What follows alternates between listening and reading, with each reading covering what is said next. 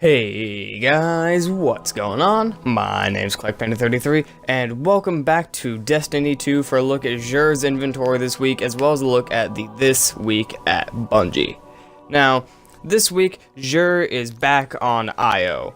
Now, one thing I've noticed, and I'm pretty sure everyone's noticed, or at least most people have noticed at this point, is that whatever this week's flashpoint is, whether it's, EDZ, Titan, Io, Nessus, that's where Xur shows up.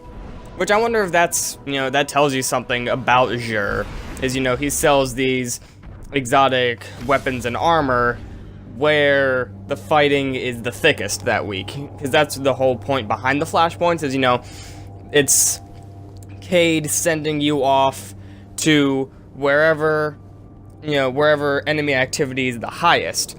So I think it's kind of interesting, and, obviously it was, at least most likely, it was purposeful that Xur will show up where the flashpoint is.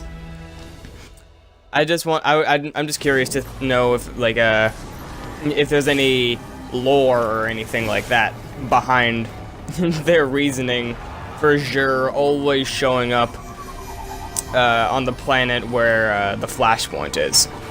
But nevertheless, Xur is just this way past the Warmind Vault. You can probably take several paths that would have been better for this than I did. But nevertheless, here is Xur hiding in his little cave, protecting his chest. He didn't do a very good job. But here is Xur's inventory for this week. Now for a weapon, he has brought Darcy, an exotic sniper rifle that does arc damage, and I personally really like it. It's got a interesting exotic ornament, as well as it's got a pretty decent perk. There was a burp there, but it wasn't happening. Yeah, it's a thing is personal assistant, which basically just gives you information about. Excuse me, there it is. Personal assistant and target acquired just gives you some information about whatever you're aiming at. Critical hits do more damage, and yeah, there's Darcy. I personally really like it just because it has a hilarious fire rate.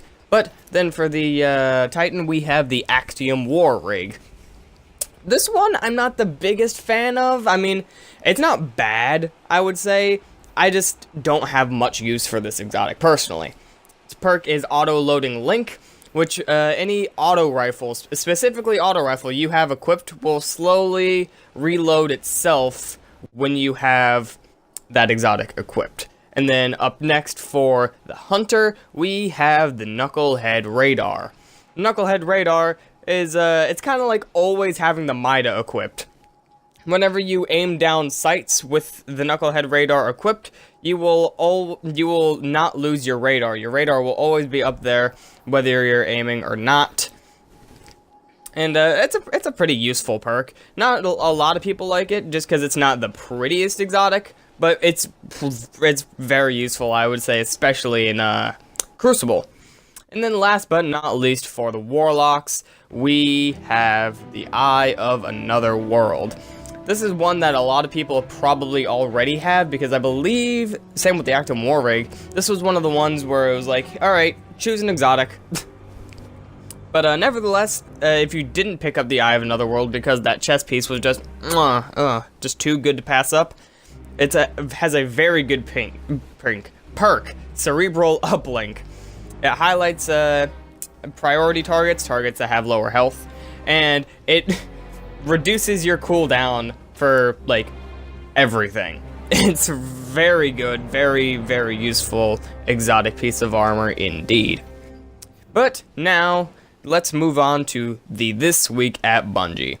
At the beginning, they just mentioned the fact that, hey, we dropped the PC version. Anybody who picked that version up, thank you for, thanks for picking it up. Thank you for supporting us on this new platform. And then, they talk about some of the announcements they made at TwitchCon, and one of the announcements they did make was an explanation for seasons, which I was very excited about. Basically, seasons last for 3 months. In that time, you have that 3 months for your clan to get from level 0 to level 6. Once you hit level 6, you will get to keep that clan, like, stave when a new season starts.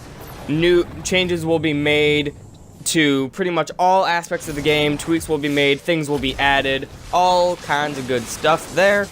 And a new clan stave will be added with new perks based on whatever that season is based upon. Pretty good stuff, if you ask me. Now, the short list of updates that they gave was new systems and rewards to give our most engaged players additional optional pursuits. Basically, more end game for all the hardcore players out there.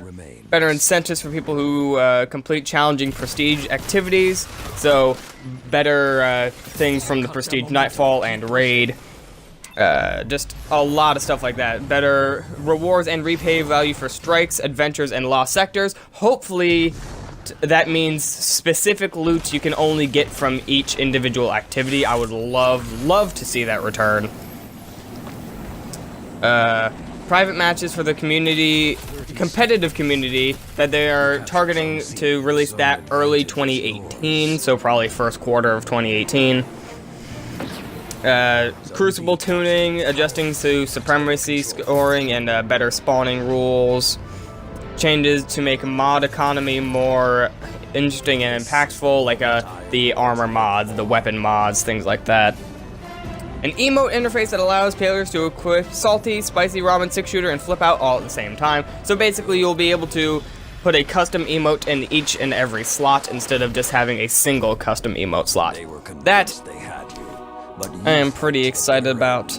And, yeah, just lots and lots of things. A bunch of Crucible tweaking.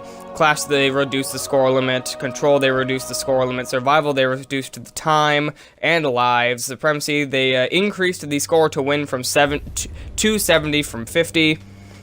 Just a whole lot of changes this week that they have announced, and I could not be more excited for the future of this game. So let me know what you think in the comment section down below. I'd like to thank you guys for watching. I'll see you guys in the next video. Peace.